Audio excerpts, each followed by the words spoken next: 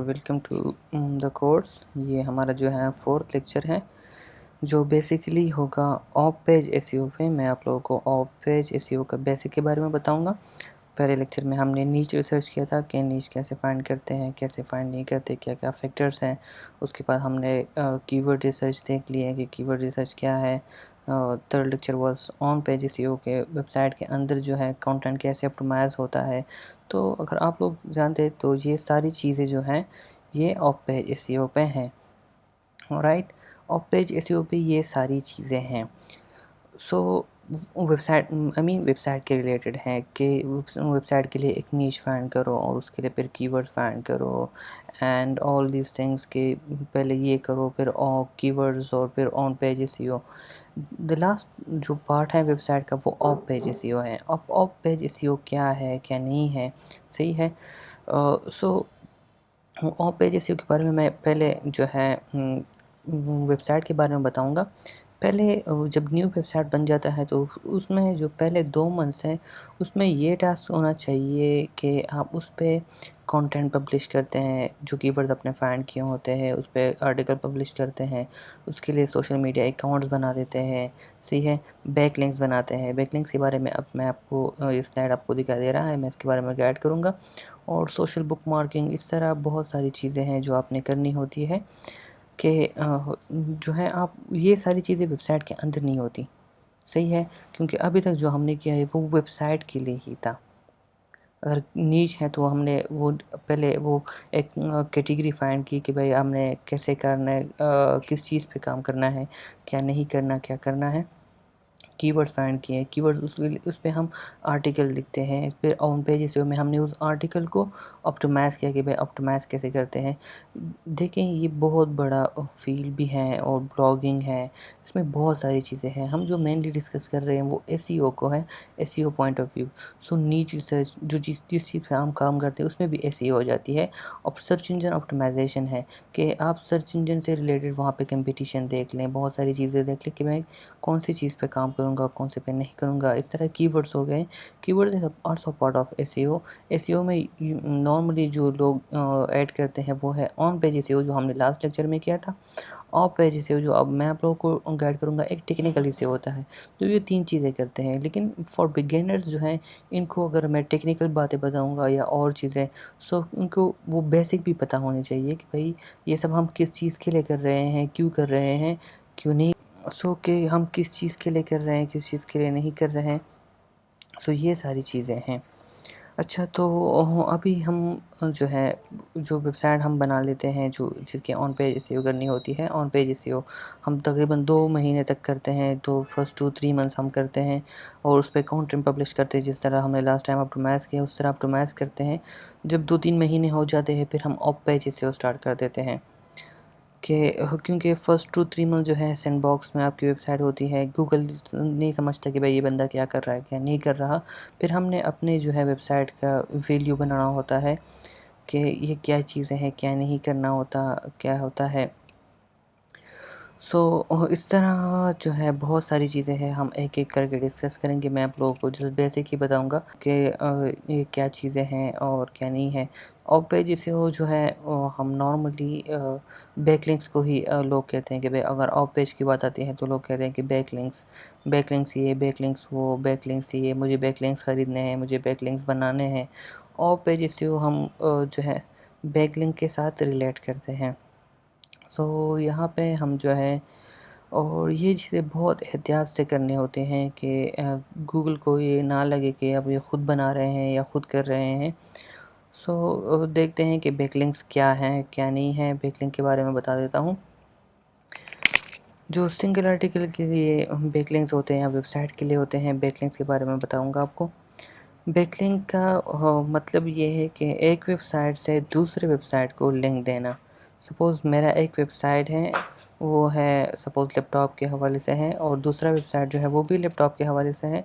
सो मैं अपने वेबसाइट से दूसरे वेबसाइट को लिंक देता हूँ। जैसे हमने वो एक्सटर्नल लिंक दिया था ऑन पेज में। ऑन पेज उसमें जो हमने इंटरनल लिंक दिया था और एक्सटर्नल लिंक। इंटरनल लिंक तो अपने वेबसाइट पे होता है, जब एक्सटर्नल लिंक्स होता है वो जो दूसरे वेबसाइट को देते हैं वो बैक लिंक होता है। जो लास्ट लेक्चर में हमने ऐड किया था वो एक बैकलिंक था, हमने एक वेबसाइट को दे देता। सही है। जो रिलेटेड वेबसाइट हो उसको हम लिंक दे देते हैं, जैसे हम ऑन पेज में क्या था उसे बैकलिंक कह देते हैं। इसे वोट ऑफ कॉन्फिडेंस कहते हैं कि भाई यस, मुझे इस वेबसाइट पे जो है कॉन्फिडेंट है या मैंने उसे वोट किया है।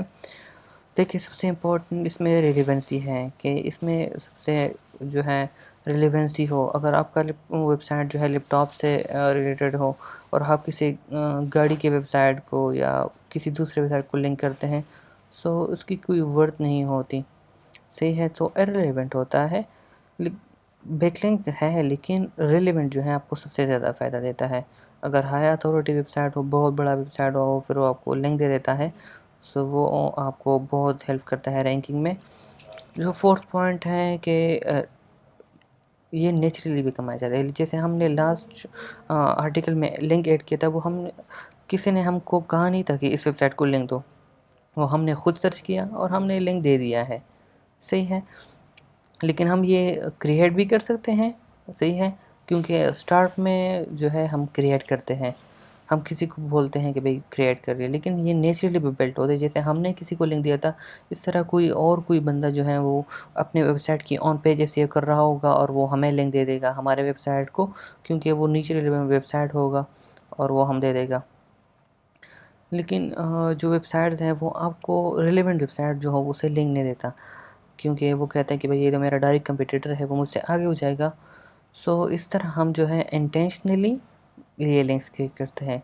गूगल को हम ये नहीं बताते कि भाई हम ये इंटेंशनली कर रहे हैं, हम खुद कर रहे हैं। गूगल को ये हम ये डायरेक्ट करते हैं कि ये हम जो है कोई और हमें नेचुरली दे रहा है। बैकलिंक्स में दो दो किस्म के हैं, डू फॉलो है और नो फॉलो है। Do follow pass link juice to other pages, जो है एक लिंक का जूस जूस मीन कि वो आपको वोट दे रहा है, कॉन्फिडेंट आपको दे रहा है। तो वो डू फॉलो एक लिंक है, आपको डू फॉलो करते हैं या नो फॉलो। अगर डू फॉलो कर दिया है तो मतलब आपका जो आपके वेबसाइट की वर्थ है या जो वैल्यू है वो उसको दूसरे वेबसाइट को पास कर रहा है।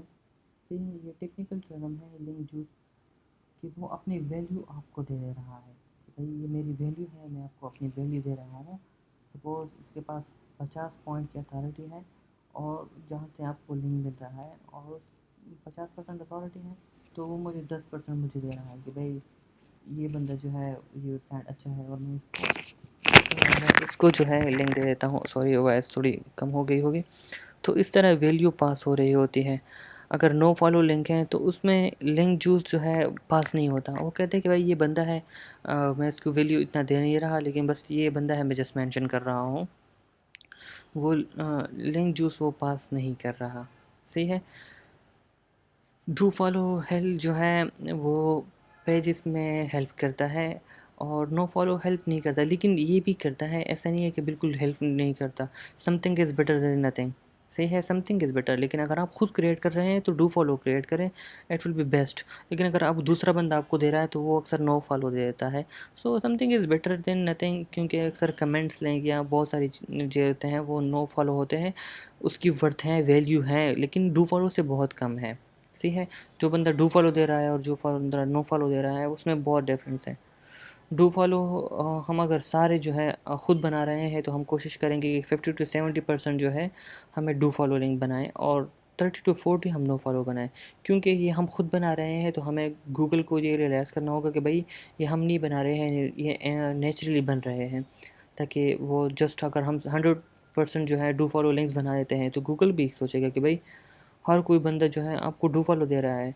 इस तरह हम जो है 30 to 40% जो है वो नो फॉलो लिंक्स बना देते हैं और 50 से 70% जो है डू फॉलो। अब डू फॉलो और नो फॉलो लिंक्स को देखें यहाँ पे। डू फॉलो लिंक जो है देखें, ये एक लिंक है। सही है। इनका टेक्स्ट है, कैमरा गाइड है। सही है। और ये जो है लिंक है cameralist.com, ये एक लिंक है। सही है। अगर यहाँ पे कोई भी मेंशन नहीं हुआ तो मतलब एक डू फॉलो है। सही है। ये आजकल जो बैकएंड पे जो कोड होता है ये इस तरह से शो होता है। सही है। और जो नो फॉलो होता है, ये कैमरा गाइड जो वर्ड है इसके नीचे जो है ये लिंक होता है। जब कैमरा गाइड पे हम क्लिक करेंगे तो हम इस वेबसाइट पे आएंगे। सही है। जो नीचे वाला है इस यही वो सेम चीज़ें हैं, कैमरा गाइड पे क्लिक करेंगे तो उसी वेबसाइट पे जाएंगे। लेकिन यहाँ पे REL नो फॉलो सही है। नो फॉलो मीन के यहाँ पे जूस नहीं जाएगा, लिंक जूस इतना नहीं जाएगा, जो ऊपर है उसमें लिंक जूस जो हो पास होगा। सो इसकी वर्थ होती है, उसके नहीं होती है। यहाँ पे देखें, ये डू फॉलो और नो फॉलो के जो लिंक जूस हैं, जूस फॉलो करेगा। ये जस्ट मैंने पिक्चर जो है सेव किया था, उसमें मैं करता हूँ। अगर 60% एक गिलास में जूस है तो डू फॉलो अगर 2 लिंक्स दिए हैं तो 20% एक को, 20% दो को, सही है, और दूसरे वेबसाइट को 0%। सो जिस तरह आपके जितने ज़्यादा लिंक्स आएंगे उतना ही आपको लिंक जूस मिलेगा, आपको वैल्यू मिलेगी, आपको पॉइंट्स मिलेंगे, और आपकी जो है वो अथॉरिटी बिल्ट होगी। गूगल आप पे ट्रस्ट करेगा और ये यूज़फुल होगा। गूगल को लगेगा कि भाई ये वेबसाइट जो है, ये चीज़ें जो हैं ये यूज़फुल हैं और ये वर्क करेगा, और आपके आर्टिकल जो है, आपका पेज जो है, आपका जो वेबसाइट है वो रैंक करेगा। सो ये सारे जो आप क्रिएट करते हैं ये बैकलिंक्स होते हैं। गूगल जो है फिर आहिस्ता जो है इन बैकलिंक को देता है और ये इंडेक्स करता है, गूगल इसे पिक करता है और फिर आपको गूगल रैंकिंग दे देता है। देखें, बैकलिंक्स जो हैं एक साइड से दूसरी साइड को, जो कॉमनली वर्ड्स जो यूज़ होते हैं, अक्सर लोग जो हैं वर्ड्स यूज़ करते हैं कि भाई इसका डी इतना है, डी आर इतना है, और तो ये क्या चीज़ें हैं, ये सिंपल कॉमन टर्म्स हैं। अक्सर लोग कहते हैं कि ये डीए है, domain authority. So domain authority जो है मोज.com जो है ये वेबसाइट को देता है, जो जिसके अपना फैक्टर है, ये एक अलग वेबसाइट है, इसके गूगल से कोई लेना देना नहीं है। ये एक एसईओ टूल है जो खुद एक क्रॉलिंग करता है, खुद एनालाइज करता है और खुद एक अथॉरिटी दे देता है। सही है, जो 0 से लेके 100 तक होता है। तो डोमेन अथॉरिटी जो है वो मिलती है। अक्सर लोग कहते हैं कि मेरे वेबसाइट की डोमेन अथॉरिटी 50 है। सो ये मोज़ देता है, ये गूगल के तरफ से नहीं है। सही है, क्योंकि ये भी पावरफुल टूल्स हैं, उनके पास जो बहुत बड़ा डेटाबेस होता है, ये आपके लिंक्स और ऑन पेज से हो सब कुछ चीज़ें चेक करते हैं। इस तरह ये आप लोगों को जो है ये रैंकिंग और ये जो नंबर्स दे देते हैं कि भाई आपकी इतनी अथॉरिटी है। दूसरी जो डीआर है, अक्सर जो लोग कहते हैं डोमेन रेटिंग, ये एशरफ की तरफ से है। एशरफ एक अलग टूल है, सही है, उसकी तरफ से है। फिर है ट्रस्ट फ्लो है, फिर ये जो मैजेस्टिक की तरफ से है। पेज रैंक जो है गूगल के गूगल प्रोवाइड करता है। गूगल आपको रैंकिंग, लेकिन ये भी ख़त्म हो गया, ये बहुत पहले हुआ करता था, 0 से 10 के दरमियान आपको रैंकिंग दे देता था। एक होता है यूआरएल रेटिंग, जो एशरफ में होता है। यूआरडीआर जो है आपका टू फॉलो आपको और नो फॉलो पता है। एक पीबीएन होता है, प्राइवेट ब्लॉग नेटवर्क, ये भी एसईओ के अंदर है। ये एडवांस टेक्निक है बैकलिंक बनाने के लिए, और इसमें आप जो है आप अपने एक पूरा एक नेटवर्क बना देते हैं, 50 या 100 वेबसाइट बना देते हैं और उससे अपने एक दूसरे को अपने लिंक दे देते हैं, और सारा लिंक जूस जो है वो हम अपने वेबसाइट पे कर देते हैं। ये ब्लैक हैट मेथड में आता है, वाइट हैट नहीं है, और ये एडवांस लेवल वाला है, और बहुत इसका अलग ही तरीका है, बहुत बड़ा जो है ये गेम है। जो वाइट एसईओ है हमारे पास, वाइट हैट मीन जो गूगल आपको रिकमेंड करता है कि भाई ऐसा करो, ये चीज़ें करो, ऑन पेज करो, ऑफ पेज करो, कीवर्ड्स अच्छे करो, और जो गूगल के सपोर्ट है जो वो प्रोवाइड कर रहे हैं कि भाई ये चीज़ें करो, वो चीज़ें जो आप कहते हैं वो जो है गूगल आपको सजेस्ट करता है। फिर आता है ब्लैक हेड मीन के जो गूगल लाइक नहीं करता, लेकिन आप करते हैं ताकि आपकी रैंकिंग बढ़ जाए। मतलब गूगल आपको करता है कि आप अपने आर्टिकल में इतने कीवर्ड यूज़ करो, आप उससे के डबल कीवर्ड यूज़ कर देते हैं, तो वो आप कीवर्ड स्टफिंग करते हैं।